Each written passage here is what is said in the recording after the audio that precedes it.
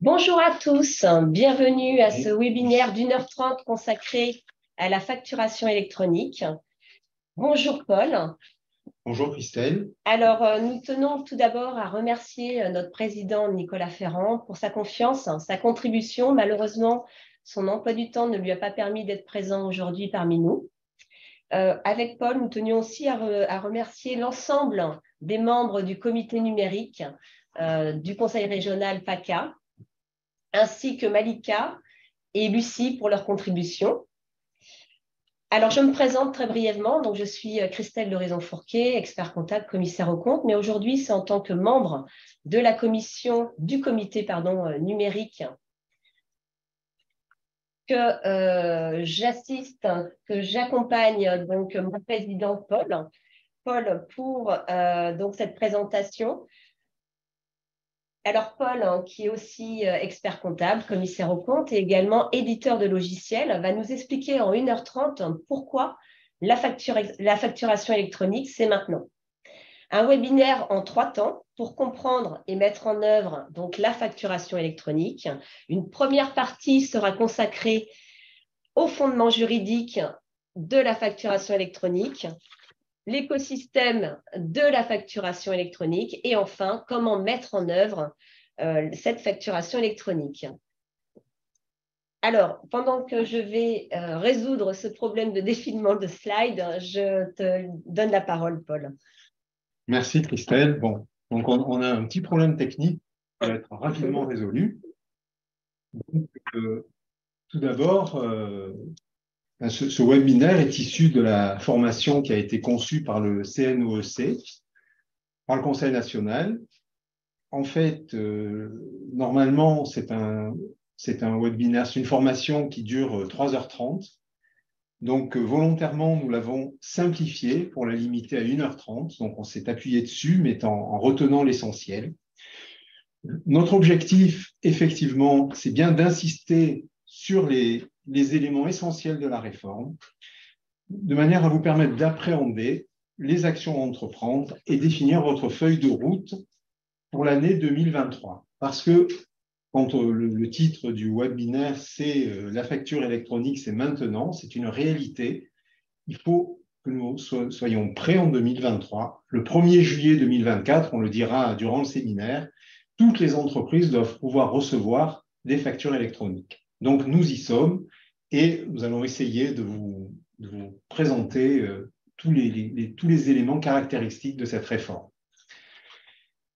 Alors, tout d'abord, une introduction, donc le contexte, l'enjeu. Alors, la facturation électronique existe depuis longtemps. En fait, ce n'est pas du tout un élément qui provient de la France. En fait, dès 2007, en Espagne, la facture électronique a démarré. Et il faut savoir que là, à l'heure actuelle, eh bien, en 2024, vous voyez le nombre de pays qui sont déjà là et ça continue à se développer. Donc, voilà ce qui se passe. Donc, je vais prendre la petite scanette. Alors, le contexte européen est favorable, oui, parce que ce n'est pas encore, comme je vous le disais, une démarche purement française, c'est une démarche internationale, enfin, en particulier européenne. Donc, tout d'abord, on a eu, dans un premier temps, la généralisation de la facturation électronique en B2G, donc ce qui veut dire les entreprises vers les institutions et l'État.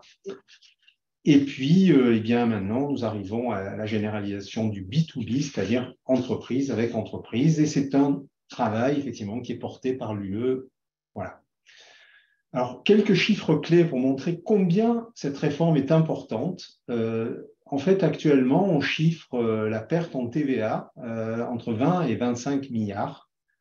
On sait également que la facture électronique sera génératrice d'économies au niveau du traitement papier, au niveau de la réduction du temps de traitement. Donc, c'est vraiment un élément essentiel. Vous voyez, on voit en bas de l'écran 11 millions d'arbres, 36 millions de tonnes d'eau. Bon, je ne sais pas si les évaluations sont précises, mais en tout cas, ça nous donne une idée de l'intérêt de cette réforme pour nous tous. Alors, pour l'État français, tout d'abord, eh bien, oui, renforcer la lutte contre la fraude TVA, qui est importante, on l'a vu. diminuer les coûts déclaratifs. Là, on voit que l'État, comme on pré-remplit des déclarations de revenus, va vouloir également pré-remplir nos déclarations de TVA. La réduction des coûts et des délais de paiement, et puis la connaissance en temps réel de l'activité des entreprises pour mieux piloter les politiques publiques. Donc ça, c'est pour les intérêts pour l'État.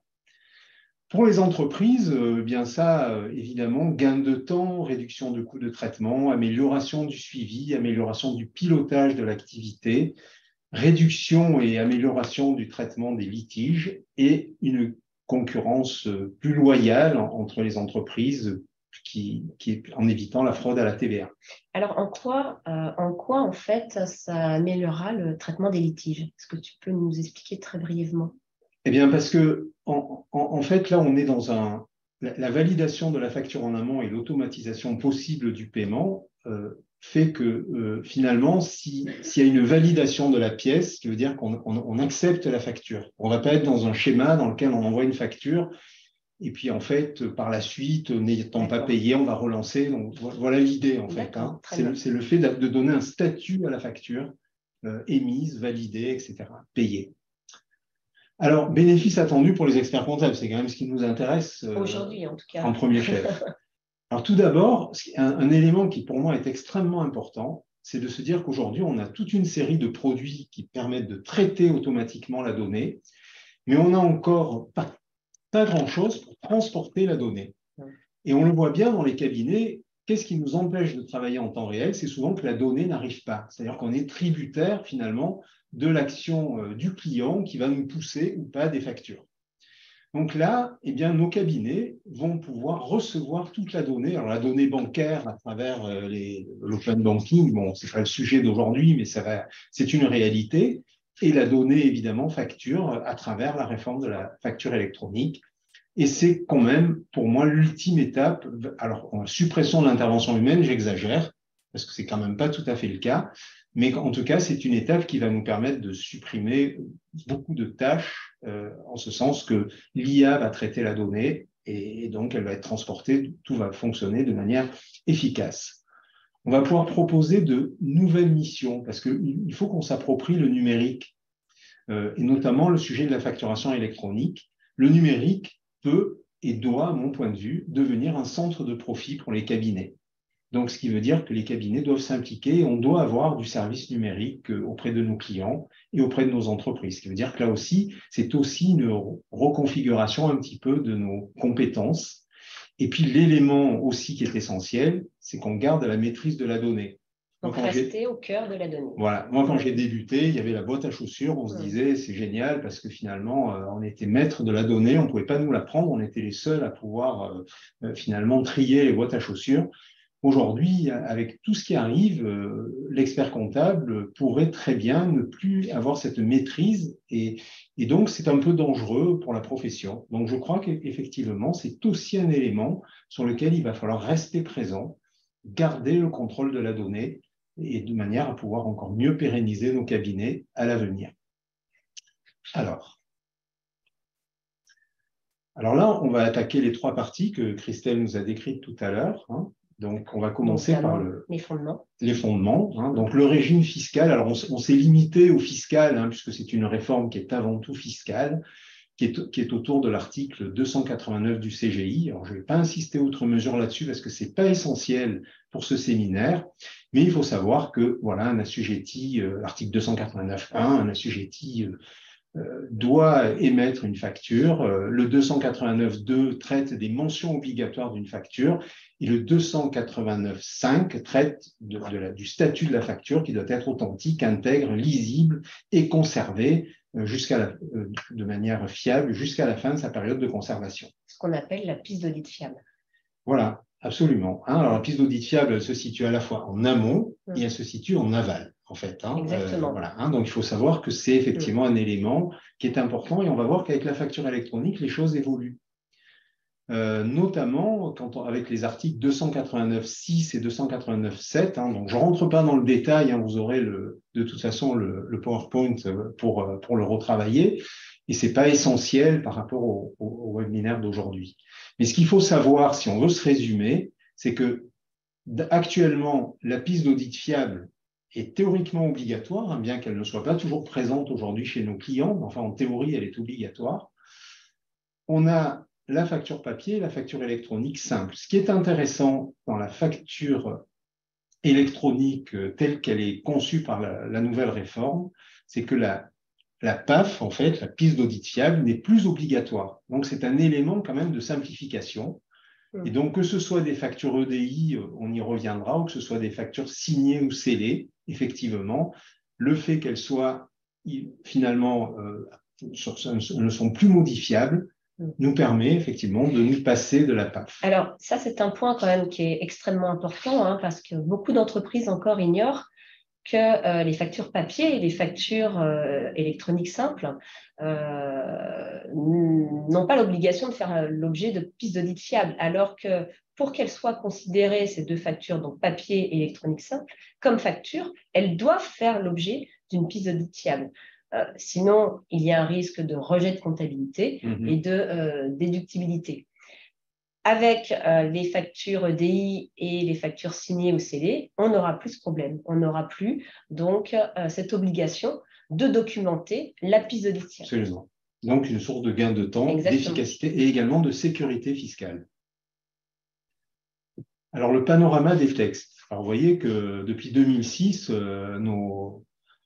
notre législateur s'amuse, hein, en fait, et on va dire qu'on ne va pas rentrer dans le détail ici. Je vais passer sur la deuxième diapo tout de suite. Et on voit que tout se joue depuis le 7 octobre 2022. Parce que tout ce travail de réflexion, aujourd'hui, en fait, il y a un décret et un arrêté, ce qui veut dire que maintenant, on est rentré dans la facture électronique, le calendrier est devenu irréversible. Obligation de facturation électronique imposée à compter en réception, à compter du 1er juillet 2024, et ensuite du 1er juillet 2024 au 1er janvier 2026, en fonction de la taille de l'entreprise, toutes les entreprises devront être passées à la facture électronique. Donc là, je reprends, hein, j'insiste, parce que c'est un point extrêmement important. Donc, à partir du 1er juillet 2024, nous devons tous être en capacité de réceptionner des factures électroniques. Voilà. Donc ça, c'est vraiment, à partir du 1er juillet 2024, c'est valable pour tous. D'où le titre du webinaire, la facture électronique, c'est maintenant. Hein. Alors, on le redit là, hein, qui est quand, hein, vous voyez, donc en réception, c'est tout le monde le 1er juillet 2024, et en émission, il y a ce calendrier qui est ici, donc ce sont les grandes entreprises, les moyennes et les TPE, PME, avec les seuils que vous voyez sur la droite de l'écran. Les formats obligatoires de la facturation électronique. Alors là, vous voyez, c'est un grand changement. Parce qu'aujourd'hui, tout ce qui était JPEG, Excel, Word, le papier, et même le PDF non scellé, hein, le PDF normal, on va dire, eh bien, ne vont plus être conformes, en fait. Le PDF, on va lui laisser une petite chance jusqu'au 31 décembre 2027. Et à ce moment-là, dans ce cas-là, il faudra quand même que les plateformes ou d'ailleurs les opérateurs les transforment en PDF A de manière à ce qu'elles soient scellées. Ensuite, bien le format du socle, il est composé soit de facture EDI, soit du format facture X, qui va être le principal format avec lequel nous allons fonctionner. Alors le format EDI, aujourd'hui, les grandes entreprises l'utilisent. Alors évidemment, ça peut être intéressant. Et il faut voir qu'on ne peut pas le négliger, ce format, parce qu'on peut avoir des petites entreprises qui travaillent avec des grands groupes qui vont leur imposer peut-être de l'EDI. Voilà. Donc là, je vais venir maintenant sur le facture X, hein, qui est ce qui va nous intéresser le plus. Alors, je ne sais pas pourquoi je ne passe pas là. Alors, attends, il faut que je te remette sur le... Ah oui, pardon, c'est quoi? Ouais. Tac. Voilà. Je vais peut-être baisser. Alors, qu'est-ce que c'est que une facture X? Alors, une facture X, en fait, c'est un format hybride, c'est-à-dire que vous avez le PDF, donc qui va être scellé, et à l'intérieur de ce PDF, on va avoir un deuxième document qu'on va appeler les données structurées essentielles. Ces données structurées essentielles, en fait, ce sont les données de la facture qui vont permettre derrière d'exploiter numériquement la donnée sans passer par un OCR. Alors un OCR, rapidement, aujourd'hui, on sait tous ce que c'est qu'un OCR, c'est ce qui va nous permettre de transformer le papier en données numériques, et précisément, on va extraire là un fichier XML, exactement le même fichier que celui qui va être attaché à la facture X. Alors donc, ça veut dire aussi que l'OCR, contrairement à ce qu'on peut penser, a toujours des jours devant lui, parce qu'un certain nombre d'entreprises n'ont pas l'obligation de sortir du facture X, on le verra plus tard. Donc, l'OCR continue à exister. On voit aussi qu'on a 5 profils de données. Je ne sais pas pourquoi ça passe plus là. Hein? Attends, je te remets. C'est pas fini, je vous rassure. Voilà. Voilà. C'est bon là? C'est celle d'avant, non? Du coup, on va peut-être en profiter, tu vas en arrière. On va en profiter aussi pour encourager nos participants à éventuellement poser des questions. On y répondra donc à la fin de chaque partie. Hein? Voilà. Alors, donc là, on a une description de ce que je venais de vous dire à l'instant. Donc, la facture X est une facture mixte avec un document exploitable par l'homme, c'est le PDF, et un document exploitable par la machine, c'est le fichier XML structuré. Voilà comment ça fonctionne. On a, au niveau du facture X, au niveau du fichier XML, on a 5 profils de données. En fait, alors pourquoi? Parce que justement, plus on va aller loin entre le format minimum et le dernier format, eh bien, on va avoir de plus en plus de données. Ce qui veut dire que, par exemple, si on veut faire une compta analytique, on va rentrer dans le corps de la facture et on va plutôt privilégier le format le plus étendu.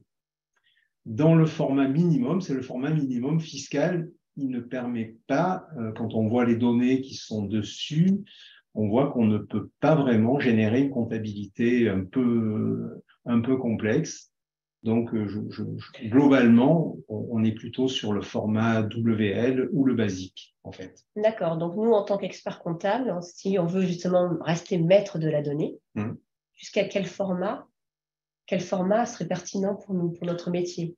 Pour moi, le basique me paraît être intéressant. Basique. Et je crois que quand vous allez choisir vos éditeurs, eh bien, vous devrez vous assurer que le format retenu sur la facture électronique proposée par votre éditeur est suffisant, est au niveau du basique. Le WL pourrait aussi aller, mais bon, moi, je suis personnellement partisan du basique. Pour réaliser l'ensemble des traitements au sein du cabinet. Voilà. Parce qu'il faut penser derrière que le fichier XML, c'est la source, ce qu'on donne à manger à la machine, et c'est avec ces données-là que la machine va pouvoir transformer cette donnée en écriture comptable, adaptée au plan comptable de chaque entreprise.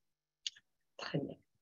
Alors, là, on le voit, on redit un peu ce que je viens de vous dire, donc elle est bien lisible à l'œil humain. Pourquoi Facture X? Elle est adaptée pour les TPE-PME, c'est le choix finalement qui a été fait pour les TPE-PME, parce qu'elle est lisible à l'œil humain, parce qu'elle permet une gestion automatisée, fichier XML, et qu'elle fait partie d'un des 3 formats du socle, tel qu'on l'a vu un peu plus tôt.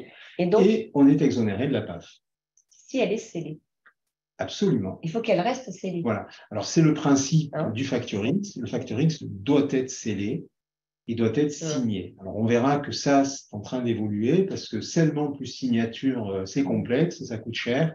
Et donc, le scellement, à mon point de vue, suffit largement à garantir l'intégrité de la donnée dans le temps. Donc, je crois qu'il faut arriver à ce que le scellement soit l'élément retenu parce qu'il n'est pas coûteux et qui peut être généralisé. On verra d'ailleurs qu'il y a une évolution des textes, on verra plus tard, justement, sur les aspects du scellement. Alors, la facture EDI, effectivement, l'EDI, on connaît tout ça avec nos déclarations, mais sur les factures, il va permettre d'envoyer les factures dématérialisées au système d'information du système d'information de l'émetteur à celui du récepteur. La différence avec Facture X, c'est que dans l'EDI, on est en langage machine et on peut transformer cette EDI en document pour en faire un document lisible par l'homme, alors que dans le FactureX, en fait, on a d'abord un document lisible par l'homme et parallèlement un élément lisible par la machine. Alors là, ce qu'on voit, c'est que la raison pour laquelle on fait du FactureX, c'est que c'est quand même un chamboulement important pour les systèmes d'information et qui nécessiterait des investissements et une harmonisation entre émetteurs et récepteurs, ce qui veut donc dire que pour l'instant, le FactureX est une très bonne solution pour nos clients, mais en sachant que l'EDI ne doit pas être négligé. Alors, la différence aussi au niveau de la réforme de la facture électronique, c'est très important, c'est qu'on passe d'un mode de transmission relativement libre à un mode de transmission contraint. Vous voyez, là-haut, ben, on a le fax d'avant, on a les mails, on a le courrier simple dans l'enveloppe, et puis on a la transmission manuelle. Bon, tout ça, ça ne va plus être possible, en fait. Vous voyez, c'est rayé. Maintenant, en fait, les entreprises devront soit passer par des plateformes, en fait, soit aller directement sur le portail public de facturation. On y reviendra pour savoir est-ce que c'est intéressant de passer par une plateforme ou pas. Là, en attendant, les entreprises, obligatoirement, ne peuvent pas envoyer à leurs clients directement par les modes d'aujourd'hui. Ce sont les plateformes ou le portail public de facturation qui va transmettre les factures et l'ensemble des factures à nos clients et qui va d'ailleurs faire aussi, si c'est une plateforme, une PDP, donc plateforme de dématérialisation partenaire, c'est eux qui vont aller déclarer au portail public de facturation qui elle-même enverra le tout à Bercy. Et si on passe directement par une plateforme publique, donc c'est la plateforme publique qui enverra donc la facture à l'entreprise B, c'est bien ça? Oui, absolument. Alors là, c'est là où on se dit que la plateforme amènera forcément de l'efficacité parce que elle va pouvoir être travaillée, etc. On sait très bien qu'on sera forcément plus efficace. Je pense que les travaux qui sont faits par les commissions du Conseil national et même la nôtre autour des réflexions sur la plateforme d'ECMA, je pense que ça va être important. Et puis d'autres éditeurs proposent des plateformes qui vont également être intéressantes. On verra un peu plus tard les différences. Tout à fait. De prestations. C'est par la suite. Alors là, on voit on vous a recité les articles de loi. On est toujours sur le 289 et 290 qui nous expliquent donc les fondements de la transmission des données de facturation et de transaction à l'administration fiscale, puisqu'effectivement, l'article 289 bis du CGI traite le e-invoicing, c'est-à-dire la transmission de la facture, et le 290 du CGI traite le e-reporting, c'est-à-dire on n'envoie pas la facture, mais on doit envoyer des données complémentaires, je dirais, qu'on va décrire. Donc déjà, on distingue la facture de ces données.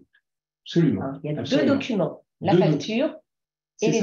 C'est ça. Et parfois, par exemple, sur le paiement, le statut de la facture payée, forcément, quand la facture est émise, elle n'est pas payée. Donc, on a une obligation de e-invoicing. Et quand elle va être payée, ça va être du e-reporting. En fait, c'est assez simple, en fait, mais il faut juste bien comprendre la mécanique. Alors, on vous a fourni là une vision macro globale pour vous permettre de bien cerner l'élément. Une facture électronique est une facture créée, émise, reçue et archivée sous format électronique structuré.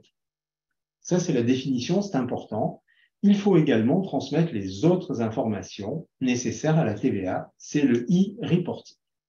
Alors ici, eh bien, on le voit bien sur notre tableau, on a le périmètre géographique en France, soit on est effectivement sur entreprise vers État, on va passer aujourd'hui par le portail de Chorus Pro, qui existe toujours. Peut-être demain, ce portail deviendra la plateforme publique de facturation. On a le B2B, en fait, en France, où là, on voit bien que c'est l'échange électronique de factures et transmission des données. C'est le e-invoicing. Vous voyez, en bleu marine, on voit la légende sur le bas de l'écran. Et le B2C, donc, c'est entreprise vers le client. Et là, on est essentiellement tenu à du e-reporting mais il faudra quand même transmettre les données de transaction. Donc, on voit bien 3 éléments, le B2G qui va se passer par Chorus Pro, le e-invoicing et le e-reporting. Et sur l'international, pour l'instant, évidemment, puisqu'il n'y a pas d'harmonisation encore, pas certain qu'il y en ait une un jour, eh bien, on est sur du e-reporting, ce qui veut dire que l'administration a tout à fait la vision de ce qui se passe et on voit bien l'intérêt aujourd'hui pour l'État pour sa politique économique. Elle va disposer de l'ensemble des données des entreprises. Donc, outre l'aspect gestion de la fraude, on a quand même aussi l'aspect effectivement politique de l'État. Ça passe pas. En fait, c'est lorsque je regarde les questions, voilà. Je dois me remettre sur la... OK. Alors là, fondement est assujetti à la transmission des données de paiement. Alors là, effectivement, on a parlé tout à l'heure du e-invoicing et du e-reporting, et on a également les données de paiement qui sont couvertes par l'article 290A du CGI.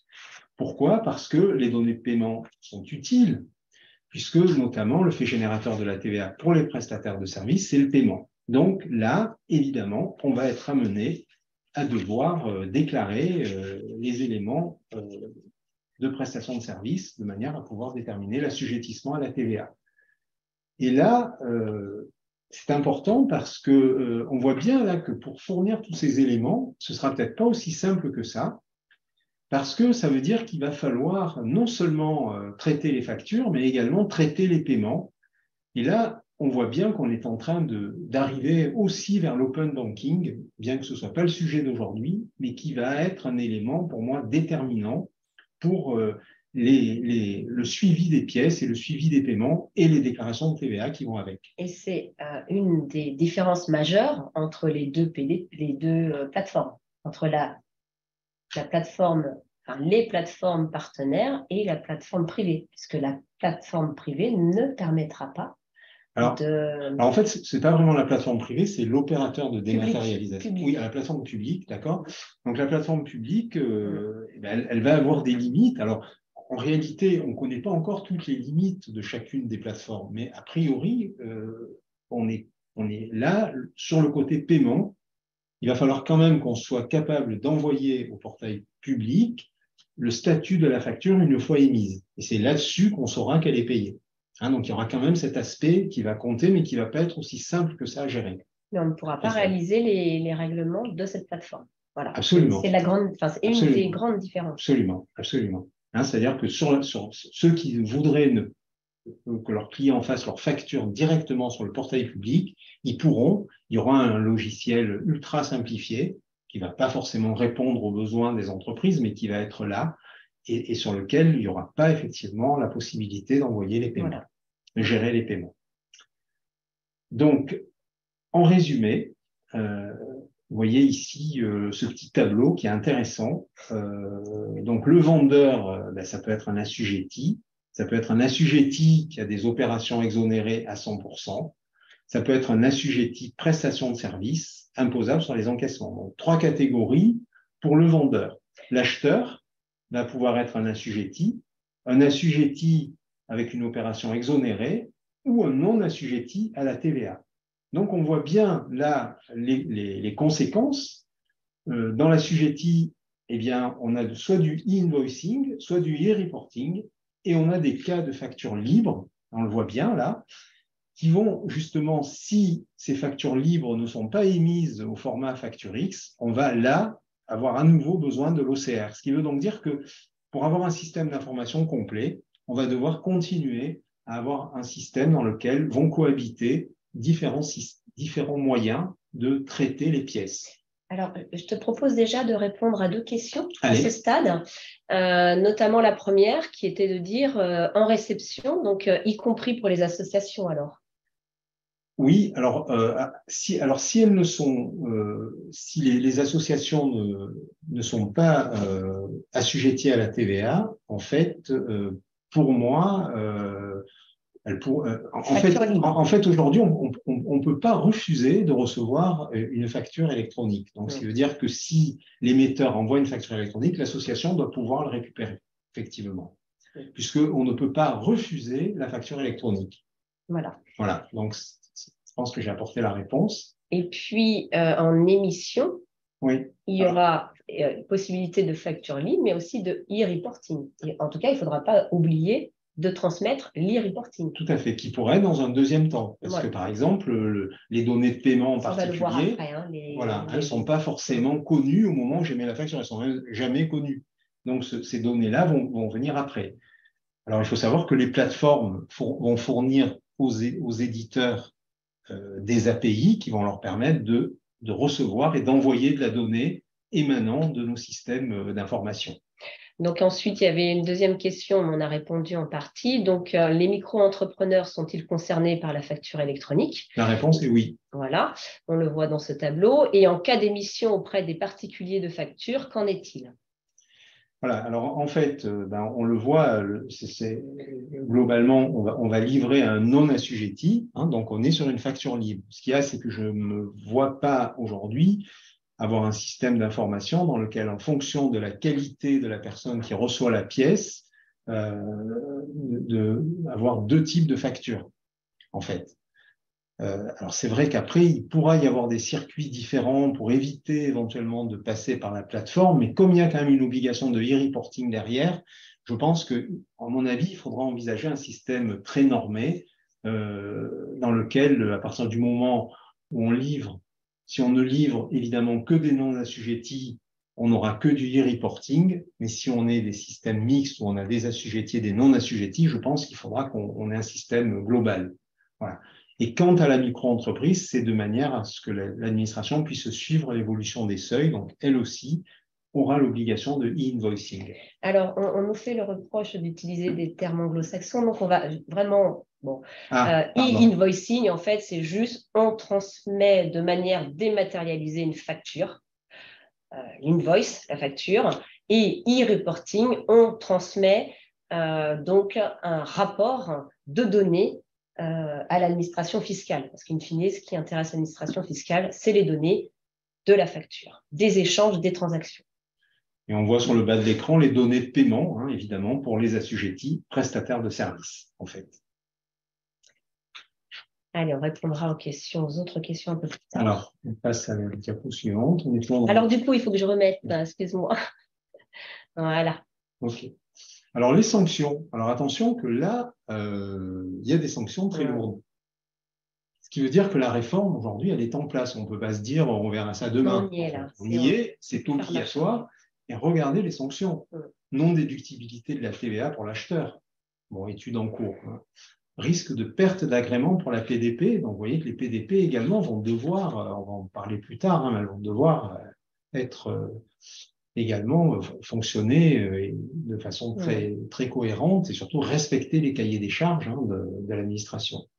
Les pénalités, pour un assujetti, c'est 15 € par facture dans la limite de 15 cas par an et 290 € par transmission dans la limite de 15 cas par an. Et pour le PDP, 15 € par facture et 750. Donc, bon, on n'insiste pas là-dessus, simplement pour vous dire, attention, les sanctions sont très lourdes, et ce qui veut dire qu'on soit expert comptable ou commissaire aux comptes, la facture électronique, aujourd'hui, c'est essentiel, parce que même quand on va faire une certification des comptes, on va devoir s'assurer que nos entreprises contrôlées vont respecter toutes leurs obligations en la matière. Et donc, pour respecter ces obligations, en fait, donc là, sur la slide suivante, on vous met les 26 données obligatoires que l'on devra transmettre à l'administration fiscale via ce rapport donc, de données, de mentions. Alors, vous voyez que c'est le premier format qui est là, hein, puisque ce sont les mentions obligatoires. Ensuite, plus on va aller loin dans la première vague de détail, première vague de déploiement, mais aussi choix. Est-ce qu'on est sur le premier format? Est-ce qu'on est sur le format étendu? On voit bien que les données sont très importantes. Mais en réalité, ça va être le problème des éditeurs et des plateformes, beaucoup plus que le problème des cabinets. Nous, on va quand même être amenés à faire confiance, je dirais, à nos éditeurs qui vont gérer tout ça et qui vont faire en sorte qu'on ait bien toutes les données. Les plateformes vont faire du contrôle. Excusez-moi, en fait, ça, c'est vraiment les données de la facture. Tout à l'heure, j'ai dit les données en fait, les informations. Non, c'est vraiment les données de la facture. Et d'ailleurs, on a fait le constat, par exemple, que dans ces mentions obligatoires à ce stade, il n'y avait pas la date d'échéance, par exemple. C'est ça. Donc, ça va évoluer. De toute manière, ça va évoluer. Voilà. Et d'autant plus qu'aujourd'hui, avec la loi LME, on va vérifier les échéances, etc. Donc, on voit bien aujourd'hui que le format initial, qui est avant tout un minimum fiscal, de toute façon, ne sera pas suffisant, manifestement. C'est pour ça qu'on vous préconise plutôt le deuxième ou troisième format. Alors ça, c'est une première vague de déploiement. Il y en a une deuxième qui va normalement se faire à partir du 1er janvier 2026. On va rajouter des éléments. Oui, mentions. Vous voyez, notamment la dénomination précise du bien livré. On voit bien là l'intérêt pour l'administration de pouvoir contrôler non pas le financier pur, mais également la comptabilité matière. Ce qui veut dire que là, on donne tous les éléments. La dénomination précise du bien livré. Ce qu'on va appeler la comptabilité matière, en fait. Que généralement, on ne traite pas dans nos systèmes, en fait. Et qui sont plutôt des éléments qu'on va contrôler en tant que commissaire, en fait. Mais là, finalement, on voit bien l'intérêt, et pour notre mission de commissaire aux comptes, et pour l'administration, de pouvoir avoir ces éléments supplémentaires. Alors, ensuite, là, on était sur le e-invoicing, les factures, pardon. Bon, mais en fait, ça sera les termes génériques, hein, donc malheureusement, on est obligé quand même de les utiliser. Voilà. Et sur le reporting, sinon je commence avec l'accent marseillais. Voilà. Donc, sur le reporting, là, on en est à un stade, on voit sur le B2B international, les données à transmettre seront identiques à celles transmettre dans le cadre du e-invoicing. Vous voyez, donc ce qui veut dire que, sauf le SIREN, puisque par définition, le SIREN, c'est un numéro pour les entreprises françaises. Par contre, le numéro de TVA intracommunautaire ou un numéro étranger remplacera, le cas échéant, le SIREN. Donc, vous voyez, le contrôle, là, est absolu quand même. Hein. Donc, même si on n'envoie pas la facture, on envoie la donnée. Données transmises à l'administration fiscale. Donc là, on est sur le e-reporting. En B2C. En B2C. Puisque en B2B, l'administration l'a, en fait. Hein. Donc là, tout est décrit là. Donc là, on a juste les données à transmettre. Juste les données, mais vous voyez bien que pour transmettre les données, il va bien falloir que la facture nous les donne. Ce qui veut dire qu'on voit bien aujourd'hui que ça va être compliqué de ne pas avoir des factures structurées, puisque pour pouvoir donner ces éléments-là, si ce n'est pas du facture X, puisque ce n'est pas obligatoire, il faudra passer par un OCR pour extraire de la facture papier un fichier XML identique à celui qui fait partie de la facture électronique. Donc, je pense que globalement, progressivement, on ira, même sur le B2C, vers effectivement du facture X, à mon point de vue.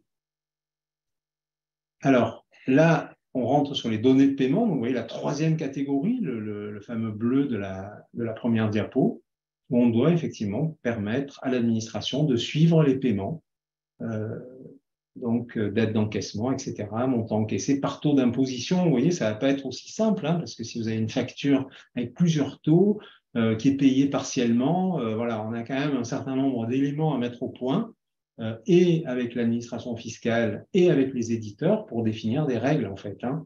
Mettons, je prends un exemple, je règle 10 factures en 10 fois, comment je fais? Voilà, bon, ça peut arriver. Alors, les délais de transmission. Alors là, on voit, c'est le 24 heures chrono, hein, donc on est dans le temps réel, là, hein, en fait. Et c'est sur le e-invoicing, en fait. Donc là, on a l'habitude de fournir des déclarations dans les délais, mais vous voyez que les délais sont quand même finalement très courts, puisque des cas de 1 du 1 au 10 du mois, dépôt le 20 du mois, ce qui veut dire qu'on a intérêt à avoir des systèmes d'information parfaitement huilés et surtout des logiciels qui vont communiquer avec une plateforme en temps réel ou avec le portail public. Moi, j'aimerais juste revenir en fait sur les 24 heures, ça c'est quand même assez important, c'est-à-dire qu'en fait, on a 24 heures, si j'ai bien compris, nous avons 24 heures une fois qu'on a déposé la facture, nous avons 24 heures pour transmettre à l'administration fiscale les données En 24 heures, à mon avis, Enfin, c'est ce qui, apparemment, hein, oui, c'est ce c'est ça. que C'est les ça. données de facturation sont transmises au portail public de facturation par celle de l'émetteur dans un délai de 24 heures à D'accord, compter d'accord, du dépôt de la facture d'accord. Donc, électronique. c'est pour ça que Donc, le ça veut 24, dire que tout tout à fait, ça doit être très réactif c'est ça, et c'est ça. Alors, le truc, c'est que du coup, il y a quand même là, on a prévu des dépôts. Alors, on va voir si effectivement on se tient sur les 24 heures ou si globalement on a une tolérance pour pouvoir envoyer un dépôt 3 fois par mois tel que c'est écrit là, en fait. Mais c'est vrai qu'en théorie, sur le texte initial, c'est 24 heures. C'est pas que le film, en fait. Hein, non, malheureusement. voilà. Alors, C'est pas de la fiction. voilà. Alors là, on voit bien aussi que pour les entreprises qui sont au réel normal, trimestriel, la période, c'est le mois. Les entreprises au régime simplifié aussi, c'est le mois. Et entreprises bénéficiant du régime de la franchise en base, c'est 2 mois. Donc, vous voyez, quand même, on va être amené à pouvoir fournir toutes ces déclarations. L'administration va aussi pouvoir s'assurer qu'on ne dépasse pas les seuils de la franchise. Et donc, pour celles au régime réel normal, en décade, 3 décades. C'est ça. Alors, les données de paiement, ben, c'est un peu la même chose. Hein. Vous voyez, le mois pour 2 mois pour les entreprises qui sont en franchise en base, en fait, hein, de TVA. Alors, moi, je te propose, Vas-y. une fois que tu auras terminé de présenter cette slide, de répondre Allez, déjà à quelques questions. on peut attaquer, oui. OK. Alors, elles sont nombreuses, les questions, et certaines réponses seront apportées dans les 2 prochaines parties. Alors, on nous dit, donc, on a 3 étapes, hein. E-invoicing, e-reporting et données de paiement. Tout à fait. Alors, est-ce que y a des étapes qui peuvent être concomitantes, comme l'e-invoicing et l'e-reporting? Oui, oui, ça, c'est pas gênant. À partir du moment où on a la donnée, c'est pas gênant. Voilà, mais l'étape ultime, enfin la première étape en tout cas, c'est Voilà. la transmission de la facture. C'est ça. Parce qu'en fait, il faut partir du principe que la facture va être émise. D'ailleurs, elle n'aura pas forcément encore reçu son statut accepté, en fait, hein, parce que on va voir qu'après, il y a des statuts de facture aussi qu'il va falloir gérer. On le disait un peu en introduction. Et donc, on n'a pas forcément la donnée. Et forcément, quand on a émis la facture, ensuite, il va falloir, à travers le e-reporting, pouvoir fournir des données complémentaires pour permettre au système de fonctionner. Donc, effectivement, si on a la donnée au départ, ce qui est peu probable, on pourrait tout envoyer d'un coup, mais normalement, c'est quand même prévu que ça se fasse au fur et à mesure que la donnée arrive. Alors, il y a une question qui est quand même intéressante parce que c'est vrai que ce n'est pas évident. Si on va revenir sur ce tableau avec les assujettis, non assujettis. Là, donc, il y a une question de Marion qui nous dit les micro-entreprises sont dans quelle situation? Assujettis ou assujettis opérations exonérées? Donc, je vais remettre juste ce... Oups. Voilà. Donc, les micro-entreprises, on va regarder là. Les micro-entreprises, donc, seraient dans quelle situation à ce stade? Pour moi, les micro-entreprises sont tenues à l'obligation de e-invoicing, en fait. Alors déjà, il faudrait savoir si elles sont les micro-entreprises non assujetties. Oui, alors en fait, elles sont assujetties. Le principe, c'est que ce sont des assujettis qui bénéficient d'un régime spécifique d'exonération. Voilà, mais pour moi, elles font partie des assujettis. Voilà, tout à fait. Hein.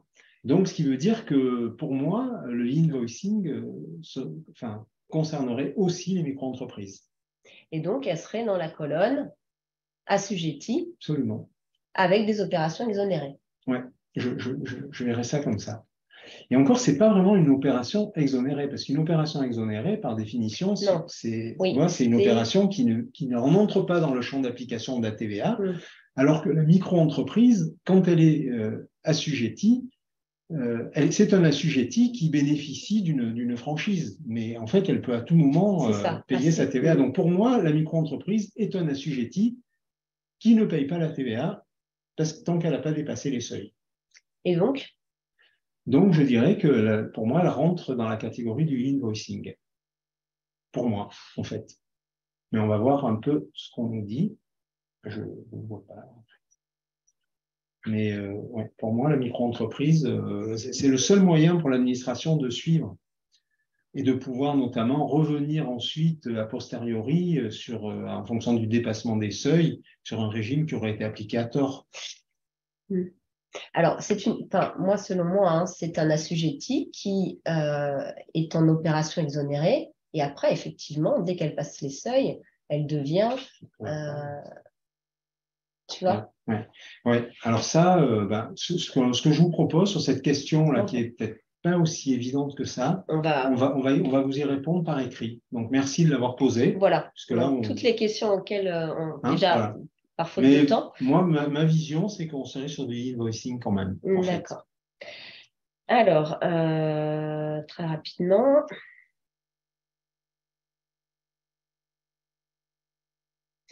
Au niveau des entreprises utilisant un système de caisse enregistreuse, une mise à jour ou transmission plateforme doit-il également se faire?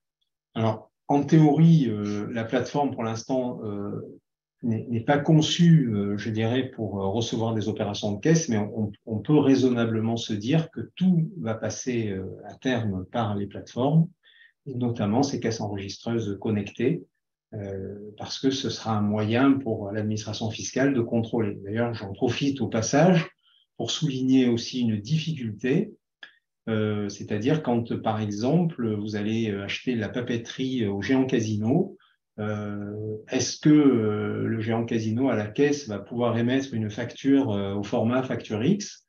Est-ce que cette facture va être déclarée sur le portail public de facturation? Et est-ce que je vais de ce fait pouvoir récupérer la TVA? Donc, vous voyez, il y a quand même encore des éléments qui ne sont pas totalement définis, mais actuellement, en fait, les caisses doivent pouvoir générer, pour moi, du facture X si on veut rentrer complètement dans le schéma, et notamment transférer un droit à déduction. J'ai une autre question. Donc, comment faire pour une prestation de service payable en plusieurs fois? Oui. Le vendeur déclare tous les mois le paiement? Les paiements? Oui, alors en fait, c'est un peu le souci. Donc, c'est quelque chose pour l'instant qui n'est pas encore défini.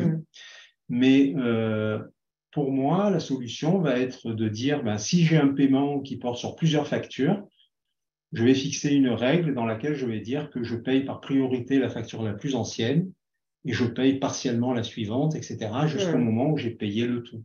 Mais là, forcément, il va falloir mettre en place des règles, des algorithmes, ce qui montre d'ailleurs à quel point la préparation au niveau des éditeurs va être essentielle, parce que là, on est vraiment dans l'approche métier, et les questions qui sont là, elles sont hyper pertinentes, parce que c'est des questions qui viennent de la profession. Et on voit bien la problématique sur le terrain. J'ai 10 factures que je règle en 10 fois. Comment je fais pour déclarer les données de paiement? Une dernière question et on va passer à la deuxième partie. Donc, finalement, l'e-invoicing comprend le e-reporting. Alors oui, dans le cas, on est assujetti. C'est ça. Donc, mais ce sont quand même, enfin, en tout cas, moi, c'est comme ça que je le vois, ce sont quand même deux documents différents. Tout à fait. Qui sont concomitants. Et même trois, je dirais, puisque les données de paiement. Après, oui, il y a aussi les données de paiement dans Donc, ce qui veut donc dire qu'effectivement, on a bien trois catégories de données, le invoicing, le e-reporting et les données de paiement. Alors maintenant, nous allons attaquer l'écosystème. Bon. Est-ce que nous sommes dans les temps, Christelle? Pas vraiment. Pas vraiment. On va essayer de se dépêcher. Alors, écosystème de la facturation électronique. Donc, c'est la deuxième partie. On va faire défiler. Ça ne défile pas. D'accord. C'est pas moi qui ai la main. Alors, quelques définitions. Bon, je les ai un peu évoquées sans vous avoir donné les définitions, mais je pense que vous avez... On a ce qu'on appelle l'OD, qui est l'opérateur de dématérialisation non partenaire. C'est-à-dire qu'il n'est pas immatriculé, mais il va vous offrir des services de dématérialisation, émission de factures, etc. Et il n'a pas le droit, puisqu'il n'est pas plateforme, de transmettre les factures directement entre l'émetteur et le récepteur. Donc, mais c'est quand même lui qui va vous écrire vos logiciels, qui va vous proposer des applis et autres pour vos clients. Et derrière, effectivement, on va se connecter à la plateforme de dématérialisation partenaire à partir d'API. Qu'est-ce que c'est une API? C'est-à-dire, en fait, le partenaire, la plateforme expose des bases. Vous allez pouvoir envoyer des données dans ces bases et en recevoir, etc. Donc, c'est vraiment un échange totalement sécurisé sous forme souvent de web service, en fait. Donc, on n'est pas du tout sur l'information qu'on transfère par mail. On est vraiment dans des tuyaux sécurisés. C'est la plateforme de dématérialisation partenaire. Donc, il va pouvoir transmettre directement des factures. Alors, il faut savoir que la plateforme de dématérialisation a le droit de faire tout ce que fait l'opérateur de dématérialisation. Elle a le droit, mais globalement, le plus souvent, elle va s'appuyer sur des opérateurs externes qui vont devenir ses partenaires de manière à ce qu'elle soit alimentée sur son métier central, qui est quand même de transmettre les factures, de les stocker numériquement, etc., et de déclarer sur le portail public de facturation. Qu'est-ce que c'est que le PPF? C'est le portail public qui offre donc le socle minimal de services pour l'échange de factures et qui concentre les données de facturation et de e-reporting pour l'administration. Donc en gros, effectivement, il faut savoir aussi que l'opérateur de dématérialisation peut se connecter directement sur le PPF ou passer par la plateforme de dématérialisation. Donc, on a pour l'instant différentes options. Moi, j'ai tendance à penser que c'est quand même intéressant de s'appuyer sur une plateforme de dématérialisation parce que comme ça apporte quand même de la sécurité fiscale, de la sécurité de transmission. Et quand on voit les sanctions et les risques quand même pour les choses qui pourraient pas très bien se passer, pour moi, c'est quand même important de passer par une... Alors, je voulais apporter une petite précision sur donc les OD, les opérateurs de dématérialisation. Donc, par exemple, donc les éditeurs de logiciels de comptabilité, les éditeurs de logiciels de facturation et les éditeurs de logiciels de caisse qui devront ou doivent s'interfacer avec les PDP et la plateforme, enfin le portail public pour continuer à exister. C'est ça. D'ailleurs, on répondra par la suite aussi à la question sur les caisses enregistreuses, parce qu'on vous y a répondu à moitié. Je pense qu'on va regarder comment effectivement l'administration va pouvoir sécuriser les données d'une caisse enregistreuse. C'est surtout, il faut que ça vienne d'eux aussi. C'est ça. Il faut qu'eux puissent se connecter en fait à la plateforme publique, au portail public. C'est ça. Absolument. Alors, le fameux schéma en Y. Vous voyez, qui est très important parce que là, on voit finalement sur ce petit tableau tout ce qui va se passer. Vous voyez, on a nos entreprises A et nos entreprises B. Bon, le petit dessin bleu là au-dessus, va symboliser les OD, les opérateurs de dématérialisation, qui vont effectivement alimenter la plateforme. Alors, excuse-moi, parce que c'était une question que je voulais te poser tout à l'heure.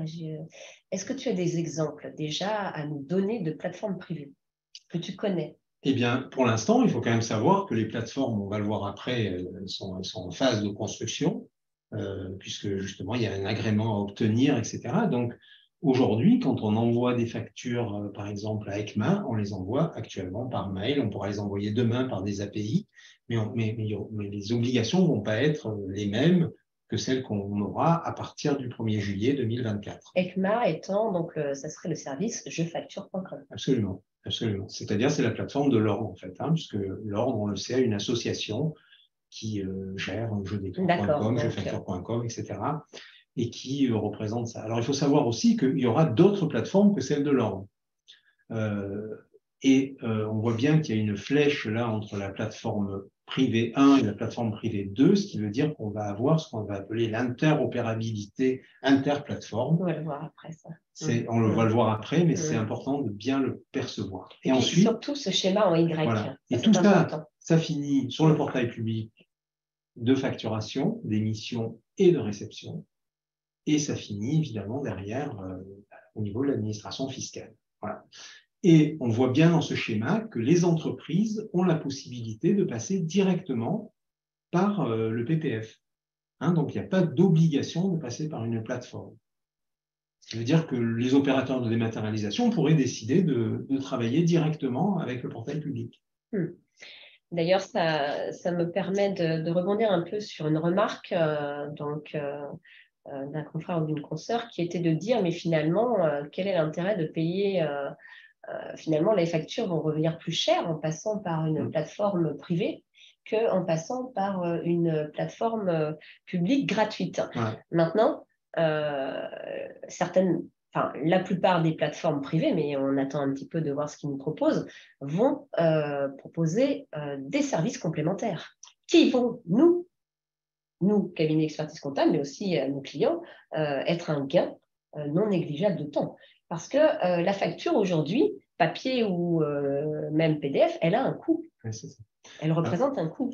Alors, en fait, c'est un gain de temps, certainement, mais c'est aussi un gain de sécurité. Et de traitement. Voilà, et de traitement. Parce que le rôle, quand même, de la PPF, c'est aussi de valider les données entrantes. Et ça veut dire qu'il y a des données entrantes qui pourraient être rejetées, envoyées par un opérateur de dématérialisation, qui pourraient être rejetées par la plateforme parce que ne comportant pas de prémention, etc. Si vous êtes en connexion directe avec le portail public, ça peut être plus compliqué. On voit bien quand on envoie nos liasses, etc. Bon, ça fonctionne bien parce que ça fait longtemps que ça dure, mais on voit bien qu'il y aura une période de balbutiement certainement très importante qui fait que pour moi, la plateforme privée sera utile. Après, il faut savoir que l'ordre aujourd'hui propose un tarif assez bas, de 10 centimes la pièce, donc ça reste quand même très raisonnable. Alors du coup, voilà. D'ailleurs, ici, effectivement, c'est intéressant. On voit bien aujourd'hui qui fait quoi, en fait. Donc, le portail public de facturation, qui va concentrer les flux, qui va déclarer à l'administration, qui va pouvoir recevoir le e-reporting, qui va pouvoir faire le système d'échange de factures, envoi et réception, à partir des PDP ou à partir des opérateurs de dématérialisation, et qui va donc avoir aussi la possibilité de livrer les factures. Alors là, elles ne vont pas être livrées automatiquement, comme par exemple avec une PDP. On va devoir aller les chercher manuellement. Et un peu comme aujourd'hui, les factures Bouygues, on va les chercher dans des coffres forts. Là, en apparence, le PPF ne va pas aller jusqu'à livrer les factures. Un intérêt d'avoir une PDP. Parce que justement, la donnée va arriver seule. On sait bien qu'aujourd'hui, même quand on doit aller chercher les factures dans les coffres forts, sur le terrain, c'est très compliqué. On les a jamais, en fait. Juste, je ne sais pas si tu as entendu, il y a un petit son du gong. Il me reste une demi-heure. D'accord, ok, on va essayer d'accélérer. Donc, la plateforme de dématérialisation partenaire. Alors, on décrit là peut-être pas la peine de revenir. Les opérateurs de dématérialisation, donc on en a suffisamment parlé. Puis c'est bien explicité sur cette slide. C'est bien explicité, donc on passe parce que sinon on ne va jamais finir. Voilà. Alors, l'interopérabilité. Qu'est-ce que l'interopérabilité? On voit bien que tous ces systèmes ne peuvent marcher que s'ils se parlent. Ouais. Alors, l'interopérabilité, évidemment, elle est interlogicielle, elle est interplateforme. Et là, on a un peu décrit tout ce qui peut représenter l'interopérabilité. On n'a pas cité l'interopérabilité plateforme, qui pour moi est essentielle. Parce qu'on peut très bien avoir... Je travaille avec la plateforme de l'ordre, par exemple. J'ai par exemple une plateforme spécialisée en pharmacie qui va être plus puissante que la nôtre et qui pourrait nécessiter de passer par celle-là. Par contre, je crois qu'il ne faut surtout pas chercher à avoir un cabinet, pour moi, branché à deux plateformes distinctes. L'interopérabilité interplateforme doit se situer en amont du cabinet. Parce que sinon, ça va être totalement ingérable, en fait. Voilà. Alors, on essaie d'accélérer, du coup. Alors voilà, le cabinet de demain, il est là. Voilà un écosystème autour de la facturation, la facturation électronique, l'open banking, on a tout en fait.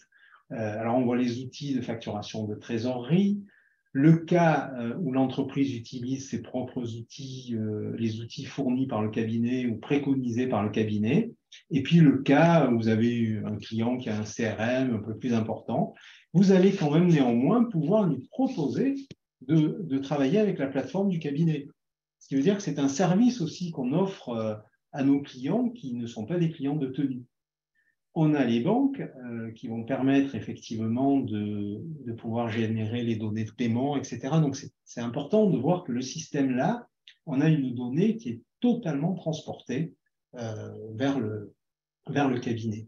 La production comptable, on voit bien aussi qu'on a notre fichier des écritures comptables qu'on va pouvoir générer derrière ces outils-là, faire nos déclarations à l'administration fiscale. La PDPL va se baser sur un annuaire pour savoir qui sont les clients, quels sont leurs statuts, etc. Et on voit ici que PDP1 et PDP2 communiquent entre elles. Et on a la position des opérateurs de dématérialisation. Voilà. Donc, et là, c'est quand même intéressant parce qu'on voit le cabinet de demain et on voit combien il est important de pouvoir rentrer dans cet écosystème de manière vraiment moderne, en se l'appropriant et en réalisant les bons choix, sachant que les choix, vous devrez les réaliser en 2023. Christelle. Oui, je regardais un petit peu les questions, elles sont extrêmement nombreuses. Et oui, je me doute. Alors, je pense qu'il vaut mieux terminer notre présentation et répondre par la suite. Voilà. Alors, regardez le processus d'immatriculation des PDP. Donc, vous voyez, aujourd'hui, il n'y a rien de fait. Printemps 2023, ouverture du service d'immatriculation. Démarrage, on immatricule les plateformes à partir du 1er juillet. En janvier 2024, ouverture du pilote. Et le 1er juillet 2024, les plateformes doivent être prêtes. Néanmoins, elles auront une phase d'audit, puisque donc elles ont quand même des obligations très importantes, notamment des certifications ISO, IEC 27001, qui vont faire qu'elles vont devoir être quand même très organisées, très puissantes et donc avoir bien respecté toutes leurs obligations. Elles vont être auditées et elles peuvent très bien perdre leur agrément. Si elles sont immatriculées avant le 1er juillet 2024, voilà, c'est quand déjà même l'échéance ultime. C'est ça.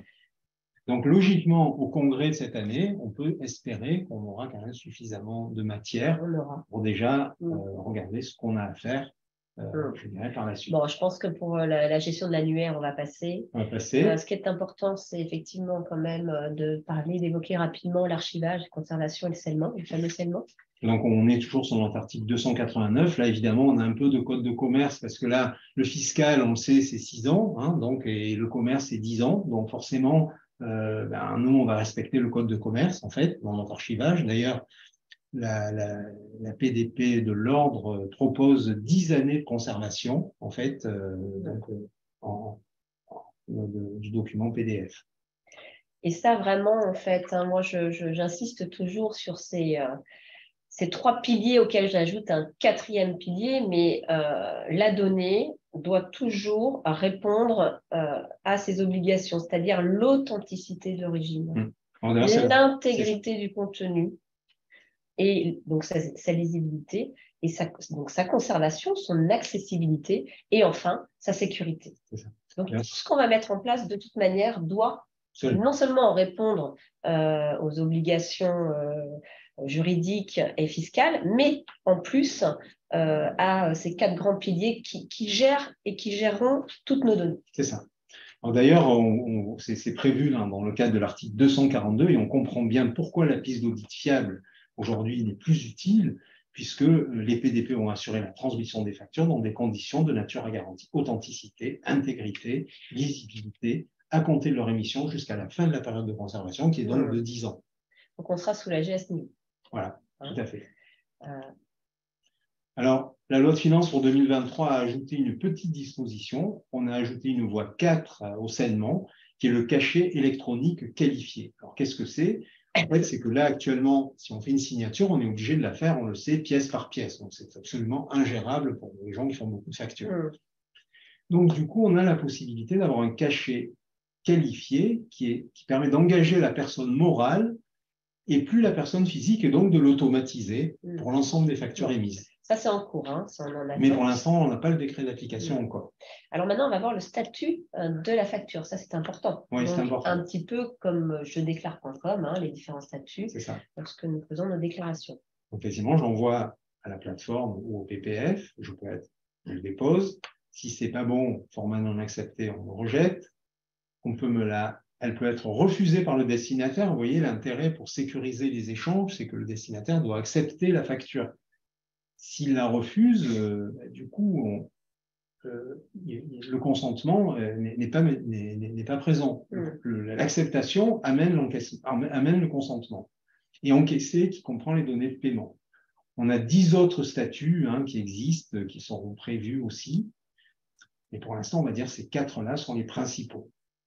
C'est les plateformes qui mettent à jour dépôt et rejet. Le destinataire doit, le cas échéant, mettre à jour les informations relatives au statut refus. Et là encore, nos comptabilités vont permettre aussi de s'assurer que le paiement est effectif. Donc ça, en fait, quand même, ça c'est très important parce que c'est différents statuts qui seront à gérer au début, quand on va essuyer un peu les plâtres.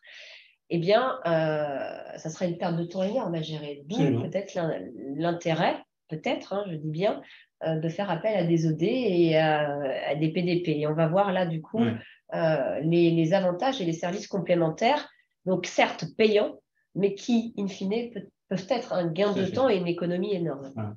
Ça. Hein, donc là, on les décrit rapidement. Hein, donc ça peut être fait soit par un OD, soit par une PDP, en sachant que la seule chose que l'OD n'a pas le droit de faire, c'est de faire la transmission, hein, puisque ça nécessite un agrément, oui. l'OD.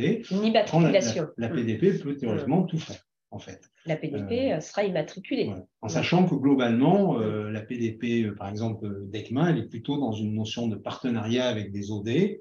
Donc, on va avoir un système, je pense, assez cohérent autour de cette PDP, mais d'autres éditeurs vont le proposer aussi. Donc, on va dire que l'année qui vient va nous permettre d'y voir plus clair à ce niveau. Et ce qui est important de rappeler aussi, tu me l'as très largement expliqué, c'est que ECMA est une association de l'ordre, donc une association dont l'objet n'est pas d'être lucratif. N'est pas à but lucratif, donc, tout à fait. Tout à fait. Ce qui veut dire que qui normalement agit dans notre intérêt. Les bénéfices peuvent être réinvestis. Bon. Voilà, c'est important. Alors, la valeur ajoutée, ben là, on l'explique, hein, pour les PDP, les 14 statuts du cycle de vie, bien qu'on n'en ait décrit que 4 hein, dans notre slide. Un accompagnement, un service d'assistance. Pour les opérateurs de dématérialisation, une connexion fiable et performante via des API, je le disais plus tôt, en fait. Alors, les API, ce sont, pour ceux qui ne connaissent pas, ce sont des interfaces entre les applicatifs métiers. Voilà, hein. C'est-à-dire qu'en gros, une API, on expose les bases d'un éditeur, par exemple, ce qui va permettre d'envoyer des données dans ces bases ou de les récupérer. Via ces développements appelés API. Voilà, à travers souvent des web services. Voilà. Une intégration avec des processus comptables existants. Donc après, service des OD et des PDP, génération des factures, on en a parlé, on va passer rapidement là-dessus parce qu'on connaît. Limiter les impayés, en fait, bon, c'est surtout gérer. Mieux gérer, parce que la facture va être acceptée. Ça permettra la gestion voilà. Meilleure gestion des litiges, en fait, parce que si la facture est acceptée, du coup, vis-à-vis d'un tribunal, on est plus fort que si elle n'est pas acceptée. En fait. Et puis aussi mieux gérer, les retards, les délais de paiement. C'est ça, tout à fait. Alors, il y a d'autres exemples, d'autres services. L'archivage des factures, hein, ça la conservation notamment, qui est obligatoire. Voilà, donc c'est intéressant de le faire par la plateforme puisqu'on lui envoie les factures. Et en général, c'est un service qui est d'ailleurs, je crois, qui est obligatoirement assuré par la plateforme quand on envoie la facture, parce qu'elle garantit l'authenticité. La plateforme de dématérialisation partenaire, la PDP. Partenaire. Oui, partenaire. Donc, ils assurent finalement le stockage, la conservation de ces pièces pendant 10 ans. Donc, c'est intéressant quand même, parce que c'est protectif. C'est-à-dire qu'on ne va pas non plus encombrer nos serveurs. Vous voyez, on va avoir la garantie que ces éléments-là, pendant 10 ans, on les retrouvera. En fait. Mais alors, finalement, si l'administration fiscale reçoit à minima le e-reporting, donc le rapport de données, est-ce qu'elle aura besoin toujours de ce délai de conservation? On peut s'interroger. Oui, mais là, a priori, il prévoit quand même de les conserver au moins pendant 6 ans, alors que nous, on va les conserver pendant 10 ans de commerce. D'accord, très bien. Alors là, maintenant, nous allons aborder cette troisième partie qui est essentielle, hein, qui est importante. C'est OK, donc on a bien compris. Voilà, on a planté le décor, on a compris quelles étaient nos obligations, on a compris que c'était irréversible. Et maintenant, comment on se positionne, quelles sont les étapes, comment on met tout ça en œuvre? Voilà, tout à fait. Donc là, on rentre dans le concret, en fait. Mal. Alors tout d'abord, première étape, il faut réaliser une cartographie du cabinet. Il faut prendre de la hauteur. Du portefeuille client. Du portefeuille client, tout à fait. Le cabinet, c'est au moins le portefeuille client. Donc un état des lieux, des flux de facturation et de paiement. Et du coup, c'est 2 étapes majeures pour répondre à l'obligation légale. On le rappelle, hein, collecter des factures, émettre des factures. Et donc, effectivement, pour pouvoir se préparer à ça, en 2023, pour moi, il faudra réaliser une cartographie du cabinet pour y voir clair, pour pouvoir faire nos budgets, pour pouvoir savoir combien tout ça va coûter. Et donc, les questions qu'on pourrait se poser, c'est comment sont gérées les factures aujourd'hui? Où sont stockées les factures? Comment sont envoyées les factures? Combien de factures sont émises par mois, par an? Et les factures sont-elles déjà dématérialisées? Voilà, ça, c'est déjà les premières questions. Et évidemment, il y en a beaucoup d'autres qui viendront naturellement par la suite.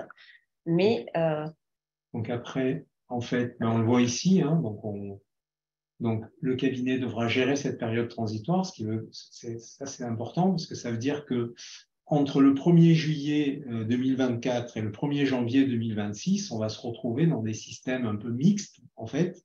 Et donc, il va falloir que les cabinets soient préparés à ça, parce que, effectivement, ça va un peu complexifier le système et il faut en tenir compte. Enfin, il faut avoir connaissance des contraintes pour pouvoir faire les meilleurs choix au niveau des éditeurs et autres. Oui, et puis gérer les différents statuts que nous avons vus tout à l'heure, et puis aussi les différents cycles de vie de la facture. Là, donc, ensuite, il y a quand même un schéma, si tu me permets, je le mets maintenant, oui, tout à fait. Et que tu expliques très bien d'ailleurs, qui nous permet de mieux comprendre. Tout à fait, on le voit plus ici, là. Donc, en fait, on se voit là au niveau du cabinet. Hein. Vous voyez qu'aujourd'hui, les factures, que ce soit des factures papier ou du PDF dit PDF texte, on va passer, dans tous les cas, on va les envoyer en scannant. Et là, on va avoir un OCR. Un OCR, c'est ce qui va permettre de transformer le papier en données alphanumériques exploitables par une machine. Le papier, effectivement, s'il n'est pas transformé par un OCR, il ne peut pas du tout être lisible par la machine, forcément. D'accord. Donc, en fait, dans un premier temps, je vais recevoir un peu de tout. C'est ça. Donc, je vais recevoir des factures électroniques, des factures X, des factures PDF et des factures papier. Donc, en fait, je pourrais, si elles ne sont pas conformes, les passer dans cet OCR. Absolument. C'est-à-dire qu'en fait, en gros, par exemple, moi, j'ai pas mal travaillé la question. L'idée, c'est de dire, actuellement, on a un OCR qui permet de générer un fichier XML. Demain, quand on aura déjà un facture X, on aura déjà le fichier XML, on sautera cette étape et on rejoindra au niveau du XML. Ce qui veut dire qu'on aura la même chose, ce sera complètement transparent pour l'utilisateur. Il ne saura pas si c'est passé par l'OCR ou pas. Enfin, il pourra le savoir, mais ce n'est pas important. Le résultat sera strictement le même. Et donc, on obtiendra une facture électronique, facture X, scellée. Alors, scellé. Forcément, facture X égale scellement. Oui, égale scellement. Alors là, dans ce cas-là, effectivement, ça viendra de la plateforme, donc ce ne sera pas le souci du cabinet, puisque la facture restera scellée, mais néanmoins, c'est la conservation de la pièce dans la plateforme qui va permettre de s'assurer de l'identité dans la conservation. Et là, on est bien d'accord, c'est la plateforme, elle est soit partenaire ou publique. Voilà, alors ça peut être la plateforme publique. D'accord, absolument. Très bien. Les contrôles légaux, alors on peut transformer en facture X à ce niveau ou pas, parce que si on est passé par une plateforme, il n'y a pas besoin de faire une transformation, c'est déjà le cas. On intègre en comptabilité, paiement et rapprochement, archivage électronique. Donc là, c'est le cabinet qui le fait, mais en fait, il va le faire à travers ses partenaires, que ce soit des OD ou des PDP. D'accord. En fait, si effectivement il veut travailler directement avec la plateforme publique, là, il va devoir faire tout ça. Vous voyez, ici, on a le cabinet, il va devoir faire tout ça. Bon. Les grandes entreprises, on le voit, fonctionnent avec de l'EDI ou du factoring. Ça sera beaucoup plus simple à gérer. Donc ça, c'était pour les factures entrantes. C'est ça. Maintenant, on va voir pour les factures sortantes. Donc en fait, c'est un peu la même chose. En fait, la seule chose, c'est que là, actuellement, on a du papier, du mail ou de l'API. Donc c'est pareil, scan, OCR, contrôle, intégration, paiement, archivage. Donc que ce soit dans un sens ou dans l'autre, on est sur un schéma comparable qui nous permet de gérer la période transitoire, puisqu'on voit bien ici que sur le mail, on est toujours sur du Word et sur du Excel. Oui. Et que donc, on a la possibilité de transformer soit directement, soit à travers la plateforme en facture X. En fait, c'est le processus vraiment de cheminement vers la facturation électronique. Absolument. Absolument. Alors, quels sont les acteurs quels sont les... pas les acteurs, mais qu'est-ce qu'on peut donner comme conseil pour être prêt humainement? Alors, en fait, on voit bien qu'aujourd'hui, c'est quand même une révolution dans le fonctionnement des cabinets. Ça, on ne peut pas le nier. Donc, il faut faire ce qu'on est en train de faire, d'ailleurs, c'est de s'approprier la réforme, en fait. De la comprendre déjà. Et de la comprendre. Et donc, ce qui veut dire, ben oui, les webinaires, les formations, le e-learning et autres. Ensuite, il va falloir apprendre à utiliser les nouveaux outils. Donc, ça veut dire que là, on va rentrer dans une phase concrète, OD ou PDP, ou directement PPF. Et donc, il va falloir faire monter en charge nos collaborateurs en les formant. Donc, se poser, réfléchir à notre propre stratégie cabinet. C'est ça. Pour répondre aux besoins de nos clients, à nos propres besoins aussi, et commencer à mettre, à dessiner, à mettre en œuvre un petit peu tout ça et à se préparer. Il me semble, moi, qu'il serait quand même déjà bien d'être prêt fin 2023 hein, et commencer on nous propose à se tester sur le premier semestre. Déjà sur la facturation du cabinet, ça pourrait être déjà un premier point, parce que tous nos cabinets aujourd'hui envoient de la facture électronique à voir, hein, en fait, et en sachant que bon, le lien avec la PDP ne pourra pas se faire tout de suite, hein, donc, mais c'est quand même intéressant déjà de commencer à travailler la facture électronique au format Facture X. Alors, cartographie des clients, on en a parlé. Hein, on en a parlé, on va passer. Segmenter son portefeuille, on en a parlé, ça rentre dans la cartographie. Voilà, c'est plus détaillé. D'accord. Formation et communication auprès des clients. Alors là, il ne faut pas oublier qu'on a les cabinets, on a les collaborateurs et maintenant, on a les clients.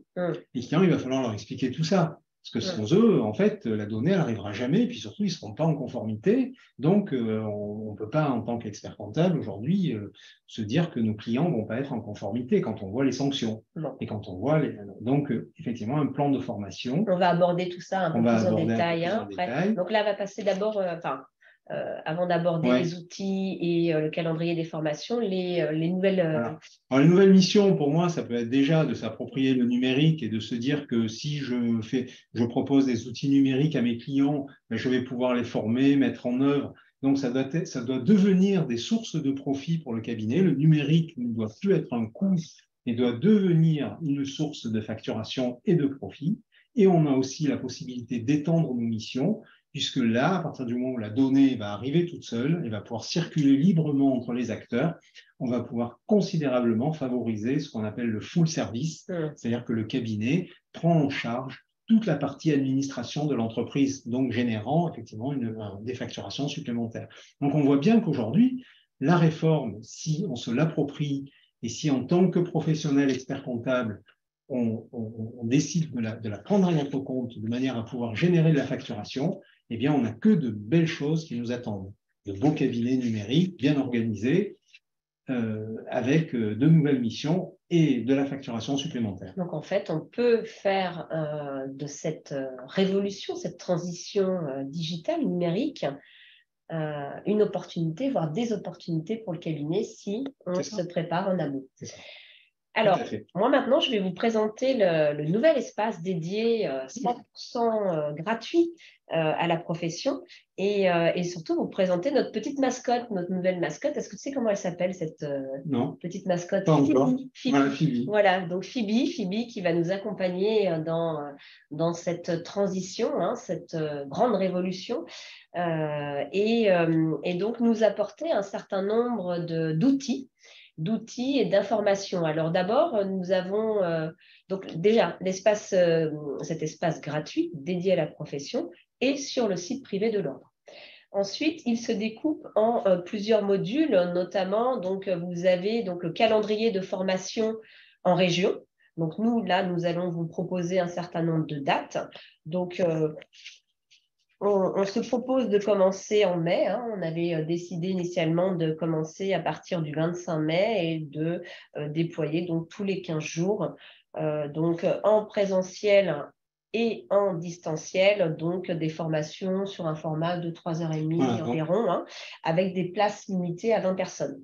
Donc là, du coup, ce sera plus détaillé que ce qu'on vous a fait aujourd'hui, puisqu'aujourd'hui, on est allé à l'essentiel. Et là, on sera plus dans la mise en œuvre. Puisqu'on sera sur des formats 3h30. Et on aura surtout des réponses à des questions qui subsistent. Enfin, on l'espère. Donc, le calendrier des formations en région. Donc là, vous pourrez vous inscrire dès qu'elles apparaîtront. Ensuite, vous avez aussi des webinaires au niveau national. Vous avez des fiches pratiques, donc ça, je vous encourage à en prendre connaissance. Elles sont extrêmement bien conçues. Donc, des fiches, d'ailleurs, on les voit juste après. Voilà, des fiches pratiques avec des cas d'usage de la facturation électronique. Et ça répondra d'ailleurs à la plupart de vos questions que j'ai vues donc défiler. Et donc, nous aurons un kit de mission, là aussi extrêmement bien conçu, un kit de mission avec des fiches marketing clients, des fiches marketing cabinet, un modèle de sensibilisation, de communication, d'emailing en fait, que vous pourrez adresser à vos clients, un avenant à la lettre de mission et enfin un support de formation pour communiquer avec vos clients, donc à destination des entreprises. Il y a aussi un diagnostic, un autodiagnostic de process que vous pourrez réaliser avec vos clients. Voilà en ce qui concerne. Juste une petite remarque. Oui. On mesure là, à travers ces différents kits et autres, qu'on dispose d'autant de sources de facturation supplémentaires et de fidélisation de nos clients en leur permettant d'appréhender cette réforme sous notre conseil et notre contrôle. Et je crois que là, la profession a vraiment une grande place à prendre pour pouvoir préserver finalement notre métier en appréhendant parfaitement et en communiquant auprès de nos collaborateurs et nos clients. Il va rendre, à mon avis, le métier encore plus intéressant que ce qu'il est aujourd'hui, puisqu'on va quand même avoir la tenue qui va être beaucoup plus simple, beaucoup plus simplifiée. Et donc, forcément, ce sera intéressant pour nos métiers, pour l'attractivité aussi de notre métier. Et moi, je voulais terminer aussi par le e-learning pour éventuellement vos collaborateurs qui n'ont pas pu se joindre à nous ce matin. Eh bien, vous aurez plusieurs sessions de e-learning. Donc, bon, là, j'ai pas mis la slide concernant ce e-learning, mais elle sera en 6 sessions et vous avez déjà la première session d'e-learning qui est à votre disposition donc sur ce site dédié à la facturation électronique. Et tout au long de l'année 2023, donc, apparaîtront les sessions suivantes. Et sachez qu'au terme de ces sessions d'e-learning, vous avez donc une attestation qui vous sera transmise. Voilà. C'est une petite conclusion. Eh bien, nous allons conclure, tout à fait. Donc, je te laisse le mot de la conclusion. On va afficher cette conclusion. Donc, on reprend rapidement ce qu'on s'est dit. Donc, la facture électronique, c'est maintenant. Donc, on vous a décrit tout ça durant la formation. Pour passer à l'action, je crois que c'est important, parce qu'aujourd'hui, on a voulu surtout se dire, ne restons pas en théorie, regardons ce qu'on peut faire aujourd'hui, demain, après-demain, pour réussir cette transition numérique qui est absolument exceptionnelle, phénoménale quand même pour nos cabinets. Donc, on en a parlé, la cartographie des cabinets, se former à la facture électronique. Et là, il faut savoir que le comité numérique national a fait un gros travail. Notre propre comité PACA a fait aussi un travail important. Donc, on va pouvoir vous transférer tout ça, on va pouvoir vous accompagner, choisir ses opérateurs de dématérialisation, choisir sa PDP dans l'annuaire, puisque ce sont les PDP qui se chargeront de communiquer avec le PPF. Donc, pouvoir inscrire nos clients dans l'annuaire, c'est un élément important. Il faut savoir que le choix de la plateforme est quand même impactant à moyen terme. Moi, je ne vois pas comment on pourrait faire vivre simultanément plusieurs plateformes au sein d'un même cabinet, sauf avoir une interopérabilité en amont. Ça, oui, mais sinon, au sein d'un cabinet, on n'en aura qu'une, donc il faut faire un choix. Et ensuite, il faudra les inscrire dans l'annuaire. Voilà. Donc, je pense que, d'ailleurs, je peux en parler rapidement. On prévoit de faire une journée du numérique en PACA. Les dates ne sont pas encore posées, mais au cours de laquelle elle se ferait donc après l'été, au cours de laquelle on va s'efforcer de faire le point sur ce qui nous est proposé et vous permettre de faire des choix, soit pendant le congrès, soit avant, soit après, mais en tout cas faire des choix, à mon point de vue, en 2023. Il nous reste encore quelques minutes pour répondre à des questions et je vais du coup prendre la dernière et je vais remonter. Et puis celles pour lesquelles on n'aura pas le temps de répondre, eh bien, on vous transmettra une communication avec les réponses que nous aurons à notre connaissance. Alors là, on nous dit, c'est Jérémy qui nous dit, à votre sens, doit-on refacturer les PDP aux clients? Cette réforme doit-elle se traduire par un surcoût pour le client? Alors, ça, moi, je crois que ça rentre dans l'aspect, finalement, source de profit pour le cabinet autour du numérique. Je pense que, effectivement, il faut bien négocier l'achat et il faut envisager, pour moi, dans la mesure où c'est un travail pour nous, de pouvoir proposer à nos clients de refacturer un certain nombre de choses avec des marges, pas forcément des marges énormes, mais des marges nous permettant de créer du profit sur le numérique. Donc oui, je pars du principe que la facturation doit transiter par le cabinet. Et j'aime pas trop l'idée qu'on puisse communiquer les adresses et les coordonnées de nos clients à des éditeurs. Bon, à ECMA, évidemment, c'est plus un problème, mais à des éditeurs qui pourraient demain, au fur et à mesure, on le voit bien, nous écarter. Donc moi, je suis pour la facturation au cabinet, personnellement. Pour garder le monopole. Pour garder notre monopole, notre présence, notre maîtrise. Notre maîtrise de la donnée, en fait. Alors, il y a des remarques. Donc, du coup, moi, j'ai envie, en attendant de trier un petit peu, j'ai envie de te poser la question à toi. Donc, notre confrère, expert comptable, comment toi, tu vois les choses au sein de ton cabinet? Est-ce que tu as déjà commencé? Comment tu vas procéder? Alors, en fait, bon, vous l'avez sûrement un peu compris dans ce que je vous ai raconté pendant le webinaire. Mais oui, je suis personnellement partisan de la plateforme d'ECMA. Je comprends que d'autres puissent ne pas le voir comme moi, parce que je crois que c'est quand même le meilleur moyen de soutenir notre profession. C'est le meilleur moyen de garder des prix bas, parce que plus on aura de volume, et moins ce sera cher. Les 10 centimes qui sont proposés actuellement par l'ordre ne pourront tenir que si on traite au moins 20% des factures. Donc, c'est important, effectivement, que cette plateforme soit soutenue. Je me dis aussi que les développements qui seront faits autour vont l'être en approche métier, parce qu'il y a de vrais spécialistes qui réfléchissent et qui travaillent sur les produits eux-mêmes. Et quelle meilleure garantie que d'avoir des experts comptables spécialisés qui vont travailler ce point. Donc oui, personnellement, je suis pour ECMA, mais je considère aussi qu'il doit y avoir des opérateurs de dématérialisation autour et qu'il ne faut pas que ECMA cherche à tout faire. Non, il faut qu'il y ait de la concurrence. Il faut que la concurrence existe, et même entre PDP, parce que la concurrence, c'est sain, ça permet aussi d'avancer. D'évoluer. Donc, oui, effectivement, il y a une place pour tout le monde, mais puisque tu me demandes ce que j'en pense, voilà. Alors, on peut peut-être conclure sur cette question. Donc, un spectateur anonyme nous pose la question concrètement. Comment nos clients vont-ils faire pour recevoir et régler leurs factures? Tout passera via des PDP? Alors, moi, j'ai envie de répondre, oui. Tout passera pas forcément que par des PDP, mais par des PDP ou le portail public. Oui, c'est ça. En fait, le transfert direct, comme on le faisait aujourd'hui dans l'enveloppe, à la main, par mail, etc., tout ça, ça va disparaître. Ça disparaît avec la réforme, on l'explique bien tout au long du webinaire. En fait, maintenant, on est sur un transfert sécurisé de la pièce vers la plateforme, et le cabinet ne sera qu'un tiers receveur, en fait, puisque en fait, la plateforme, et notamment la PDP, en général, toutes les PDP le feront, ils enverront la facture effectivement au client, mais ils enverront aussi la facture ensuite au cabinet, qui va ainsi recevoir sa donnée sans l'intervention du client. Et ça, c'est extrêmement important. Le transport de la donnée, j'ai bien insisté au départ, ça va tout changer. Alors, allez, on a encore une petite dernière, parce que je crois que ma montre avance un peu.